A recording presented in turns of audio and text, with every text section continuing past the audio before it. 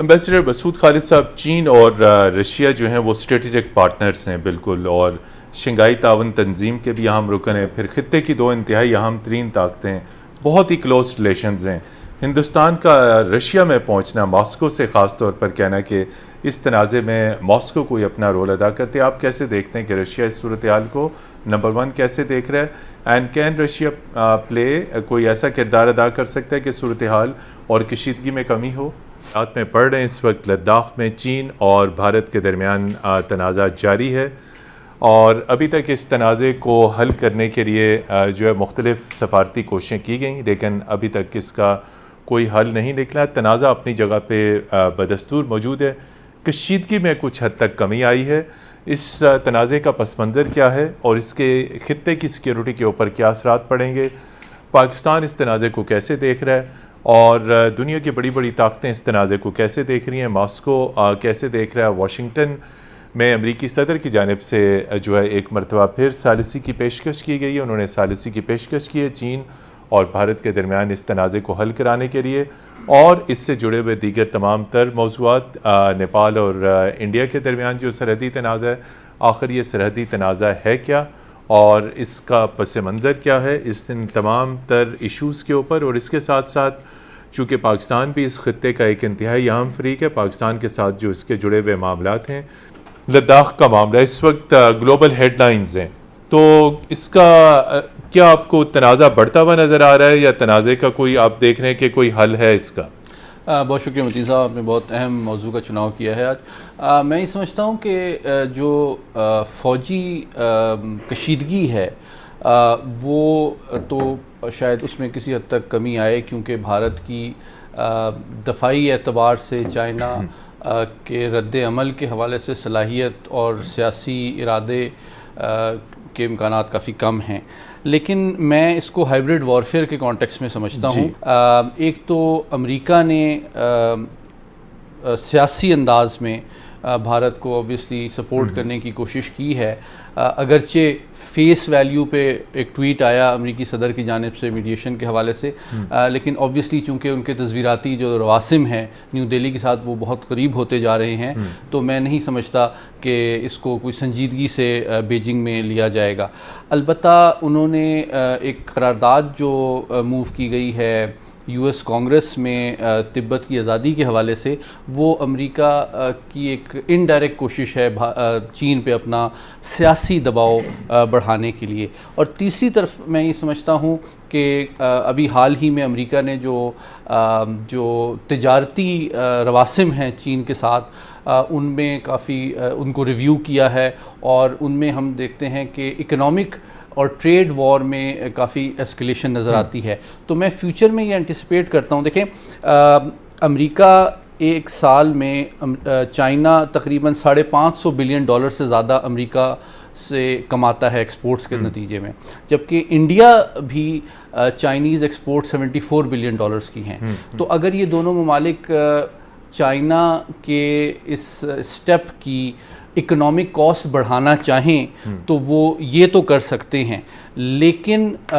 دفاعی اعتبار سے ان کو چیلنج کرنا، دیکھیں تینوں ممالک ایٹمی طاقتیں ہیں، تو میں نہیں سمجھتا، اور ان کے میوچول سٹیکس بھی بہت زیادہ ہیں، تو اس وجہ سے اس کی کوئی ورٹیکل ایسکیلیشن بہت میں اس کے امکانات کم دیکھتا ہوں۔ جی ایمبیسڈر صاحب، دیکھیے تنازع بڑے عرصے سے چل رہا ہے اور 62 میں بہت بڑی جھڑپ ہو چکی ہے، تو جب انڈیا کو معلوم ہے کہ علاقہ ڈسپیوٹڈ ہے، اس کے باوجود وہاں پر سڑک اور ایک پل کی تعمیر جو ہے وہ اس پہ انہوں نے کام شروع کیا، جو تنازع کی بنیادی وجہ بنا، جو اس کی وجہ سے چین کی طرف سے رد عمل آیا۔ تو آخر اس ڈسپیوٹڈ ٹیریٹری میں انڈیا کے کیا اسٹریٹجک انٹرسٹ ہو سکتے ہیں، جب اسے وارننگ بار بار دی گئی تھی کہ آپ نے یہ اس متنازع علاقے میں کنسٹرکشنز نہیں کرنی، تو آپ سمجھتے ہیں چین کی جانب سے جو رد عمل آیا وہ بالکل ٹھیک تھا؟ بہت بہت شکریہ۔ دیکھیے آپ کو یاد ہوگا کہ 2017 میں اسی طرح کا ایک جو اسٹینڈ آف ہوا تھا انڈیا اور چین کے درمیان ڈوکلام میں، جی وہ کوئی تقریباً میرے خیال ہے جہاں تک مجھے یاد ہے 73-74 دن چلا تھا، اور اس کے بعد پھر وہ ڈی ایسکلیشن کی طرف گیا تھا۔ جی 2017 کے بعد ان کی ووہان میں سمٹ ہوئی، پریزیڈنٹ شی کی اور پرائم منسٹر مودی کی، اس کے بعد چنائی میں 2019 میں یہ ملے اور یہ طے پایا کہ دونوں لیڈرز کے درمیان یہ طے پایا کہ بارڈر کے اوپر LAC کے اوپر ٹرینکولیٹی ول بی مینٹینڈ. ٹھیک ہے جی. تو ابھی اس 2 سمٹس کو 1 سال بھی نہیں گزرا, یعنی کہ ایک 2017 میں ہوئی, 2018 میں, اور اس کے بعد یہ ہماری یہ دوسری جو ہوئی چنائی والی 2019 میں, یعنی کہ ابھی سیاہی بھی خشک نہیں ہوئی اور یہ دوبارہ بارڈر کے اوپر آپ یہ اسکلیشن دیکھ رہے ہیں. تو اس میں جو سارے انالیسس سامنے آ رہے ہیں تجزیہ کار, اور اس میں اسٹریٹجک ملٹری انالسٹ اور سفارتکار, وہی کہہ رہے ہیں کہ اس میں انڈیا نے جو اپنی یعنی کہ انہوں نے ایک دم جو فورٹیفائی کرنے کی کوشش کی ہے اور وہاں جو روڈ بنانے کی کوشش کی ہے اور وہ ایئر اسٹرپ بنانے کی کوشش کی ہے, اس کو یعنی کہ اس کے جواب میں چائنا نے وہاں پر کچھ اپنی تعداد جو ہے فوج کی بڑھائی ہے, نومیریکل اسٹرینتھ بنائی ہے, اور ایکچولی دونوں سائڈ سے وہ بڑھی ہے اور یہ جھڑپیں وغیرہ ہوئی ہیں. تو اس میں جو بظاہر نظر آ رہا ہے اس میں یہ صاف نظر آ رہا ہے کہ انڈیا کی طرف سے یہ ایک جو ایک براڈر اور بگر انڈرسٹینڈنگ ہوئی تھی اس کی خلاف ورزی ہوئی. سید محمد علی صاحب, یہ بتائیے کہ آپ دیکھتے ہیں کہ جو خاص طور پر امریکی صدر کی جانب سے میسج آیا مساحلت کا, اور آپ دیکھتے ہیں اس میں کچھ سنسیئرٹی ہے, اور جس طرح کہ آپ پہلے خود کہہ چکے ہیں کہ ادھر سے واشنگٹن مساحلت کے بھی آفر کرتا ہے لیکن اینٹی چائنا سٹیپس بھی وہ لیتا ہے, تبت کی ریکگنیشن کے لیے بل بھی موو ہوتے ہیں. تو یہ امریکہ کی جانب سے جو مساحلت کی جو آفر ہے یہ کوئی کارگر ہو سکتی ہے, چونکہ ایشو تو بہت گمبھیر ہے. دلچسپ بات یہ ہے کہ میں سمجھتا ہوں کہ اس آفر کو نیو دہلی اور بیجنگ دونوں غیر حقیقت پسندانہ سمجھیں گے for different reasons. Beijing obviously has no incentive to take it seriously, especially جب کہ امریکہ اور بھارت تصویراتی اعتبار سے بہت قریب آتے جا رہے ہیں. ایک تو یہ اسپیکٹ ہے, اور دوسری بات جب وہ مصالحت کی بات کرتے ہیں تو میں سمجھتا ہوں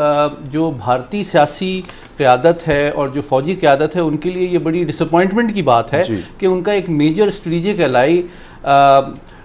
چین پہ دباؤ ڈالنے کے بجائے یا ان سے ہمدردی اور سپورٹ ایکسپریس کرنے کے بجائے مصالحت کی بات کر رہا ہے. تو اگر آپ کا ایک الائی آپ کو سپورٹ نہیں کر رہا اور نیوٹرلٹی شو کر رہا ہے تو this should I hope and I expect کہ دونوں کے درمیان ایک serious deficit of trust develop ہوگا, and it is a litmus test of the Asia Pacific strategy for of the US. کہ دیکھیے اگر یہ ایک چھوٹی سی ایک ٹیکٹیکل لیول کی ایسکیلیشن ہے اور اس کے اندر بھی نہ تو بھارتی افواج اور سیاسی قیادت نے یہ پولیٹیکل ول اور کیپیبلٹی شو کی ہے کہ وہ چائنا کے خلاف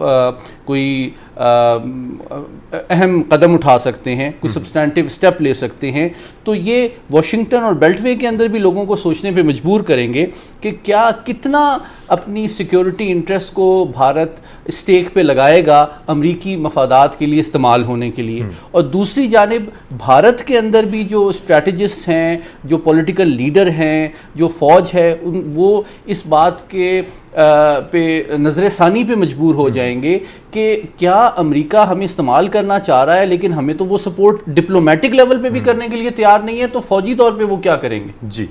امبیسڈر مسعود خالد صاحب, یہ بتائیے کہ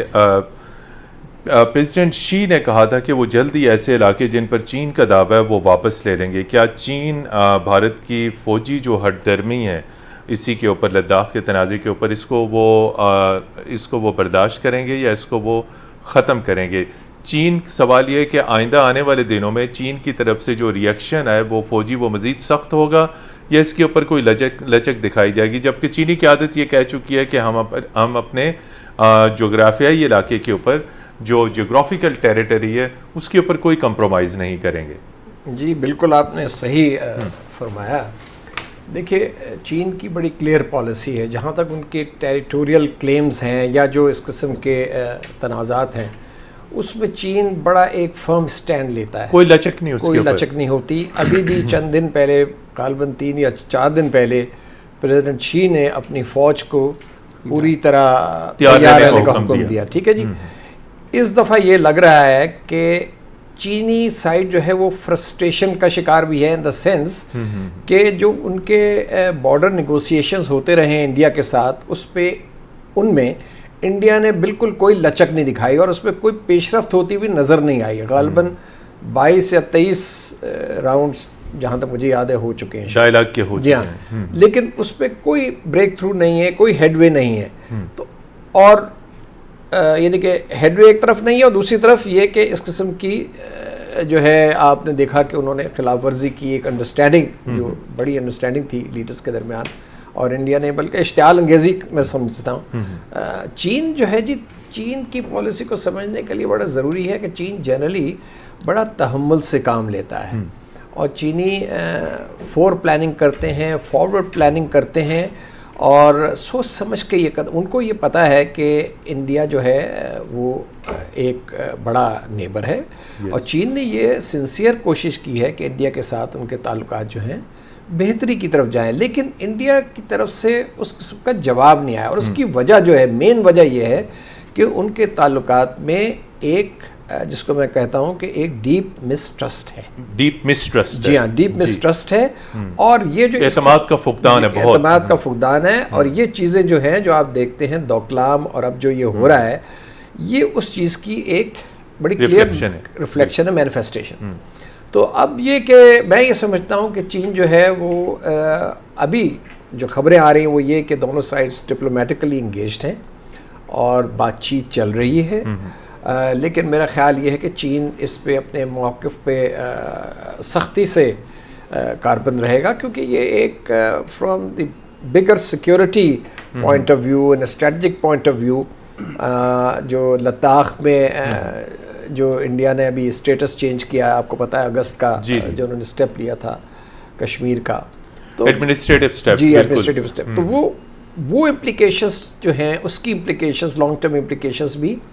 چائنا کے سامنے ہیں. سامنے ہیں.